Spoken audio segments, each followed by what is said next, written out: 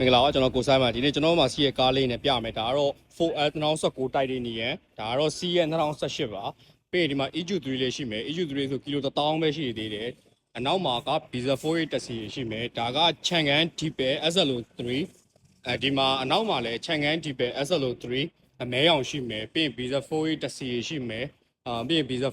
3 တက်စီရှိမယ်ပေါ့နော်4 mode sorry Visa 3 တက်စီရှိမယ်ပြီးရင်ဒီမှာ BYD CK လေးရှိမယ်ပြီးရင် Bowet